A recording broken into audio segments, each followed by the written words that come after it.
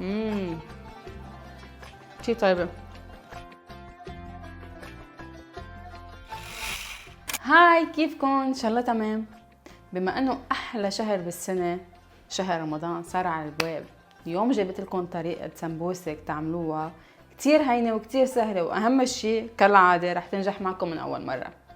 ما بقى بدي اشوف حدا عم بيعمل رولز ويحطهم على السفرة كل يوم وتعتمدوها. خلص الرولز، هيدا الرولز اللي معودين عليها نحطهم، بس مش كل يوم، يعني الواحد بشكل.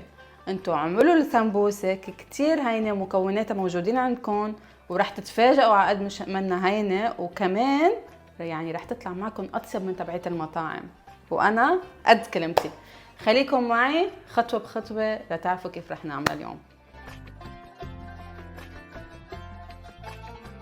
اهم شيء دايما دايما دايما مثل ما على طول بقول، الطحين يكون منخول عندكم. يعني بدكم تعملوا كيك، معجنات، اي شيء، ما تجربوا تحطوا الطحين كيف ما كان، دايما انخلوهم. انا ناخلتهم هون، عندي 3 كبايات طحين اوريدي منخولين وجاهزين عندي. اوكي، هلا رح نعمله انه حنحط كل شيء فوق بعضه بكل بساطه. ما تنسوا، انا على طول شو بقولكم بالنسبه للطحين، ما تحطوا كل الطحين مع بعض. خلاص تعلمنا الدرس. دايما شيلوا نص كباية على جنب وزيدوا على قد ما انتو بتحتاجوا للعجينة، لا تبطل ترزق معكم. اوكي، اللي عملته هون بس انه حطيت شوية زيت نباتي، شوية يعني نقطة تقريبا شي معلقة صغيرة زيت نباتي على الصحن، وحطيت عليها العجينة، وبقيلي ضل شوية زيت نباتي كمان طبشتلها شوية لهيك للعجينة من فوق. وهلا بدي اتركها تقريبا شي ساعتين لاشتغل فيها. هلا كمان انتو الحلو فيها لهالعجينة شو؟ انه فيكم تتركوها بالبراد كل نهار، اذا انتو والله عملتوها وما قدرتوا تشتغلوا فيها، بتتركوها تقريبا كل نهار بالبراد، ما بيأثر. حتى فيكم تتركوها لتاني نهار، يعني انا عم بحكيكم وانا مجربة يعني هذا الموضوع، كمان ما بيصير لها شي وبتعطيكم نفس النتيجة. السمبوسة بتطلع معكم عن جد رائعة، ومين ما كان ومين ما ذاقها رح يقول واو من الاخر. رح حطها بالبراد وبرجع لكم لنشتغل فيها بعد ساعتين.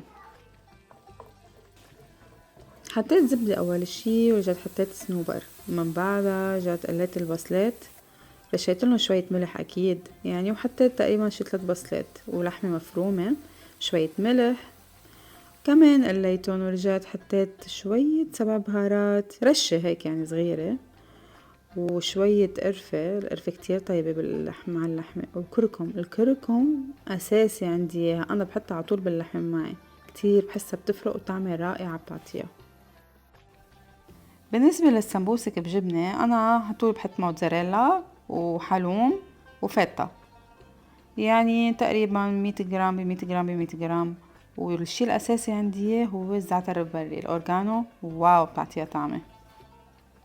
بعد ساعتين طلعت العجينة من البراد، مثل ما نكون شايفين رشيت رشة طحين، وبدي مدها لأشتغل فيها. هلأ مديتها، بس ما مديتها كتير كتير، تركت شوية مجال العجينة كرمال اقدر اطويها بعدين. اكيد بدكم تسيعوا فيها الجبنة وما بعرف شو وغراض، وانا بدعم الجبنة بقلبها وبدعم اللحمة فيها، بقى ما كتير كتير برقة حسب انا طلبي.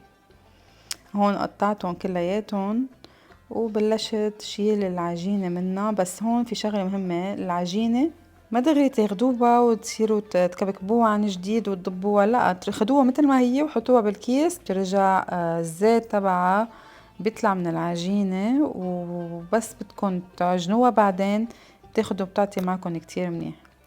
هون هيدي الجبنة الطريقة أنا بتبعها هيك بعملها كرمال ميز اللحمة عن الجبنة. حطيتهم رشة طحين بعدين، وبحطهم شوي بالتلاجة تقريبا شي ساعة. من بعدها هون بلشت اعمل اللحمة. مثل ما نكون شايفين عملت لي كمية كبيرة من السمبوسة العجينة على فكرة.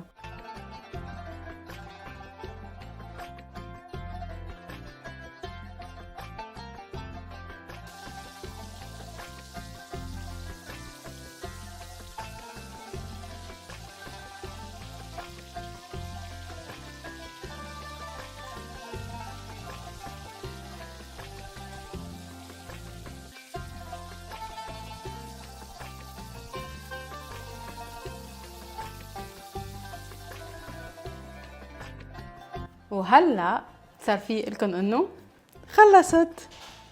ان شاء الله عجبتكم الحلقه ويكون كل شيء نال اعجابكم. مثل ما قلت لكم السمبوسك كتير سهله وكتير هينه وما بدها شي تحضيرها، والعجينه يعني ولا اهين من هيك بتاخد معكم وبتعطي مثل ما انتم بدكم اياها. فيكم تتركوها ليله كامله، فيكم تتركوها ليلتين، حسب انتم شو قادرين والوقت يعني اللي عندكم اياه انه تشتغلوا فيها فيكم تشتغلوا فيها. وهلا صار وقت انه ندوق. اول شي رح ادوق الجبنه بما انه تصير بتبرد، ما بعد فيكم تشوفوا الشطه يلي رح تشطها.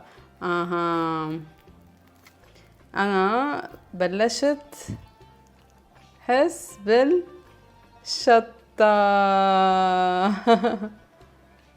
اوه العجينه ما في خبركن العجينه قديش بتكون كريسبي من برا، وهذا الشيء اللي بدنا اياه، يكون كريسبي من برا ومن جوا دقوها بتعرفوا شو قصدي.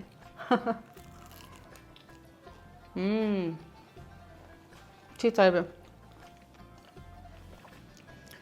عن جد عن جد عن جد، مش لاني انا عملتها بس عن جد اطيب من تبعت المطاعم بكتير بكتير بكتير يعني، وبتبيض الوجه كتير، بتبيض الوجه. جربوها وما رح تخسروا، جربوها وانا عقد كلمتي. وهلا بدي فرجيكم كيف العجينه بتبقى كرانشي تبعت اللحمه.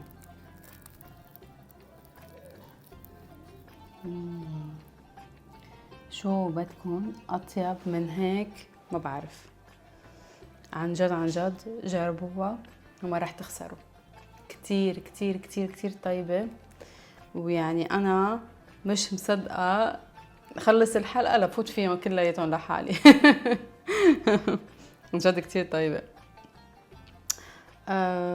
إذا عندكم أي تعليق بليز قولولي بالكومنتس شو عندكم تعليق، وإذا عجبكم كل شيء وكان كل شيء عاجبكم وعلى أحلى ما يكون كمان اكتبولي بالكومنتس إنه كل شيء كان على ذوقكم.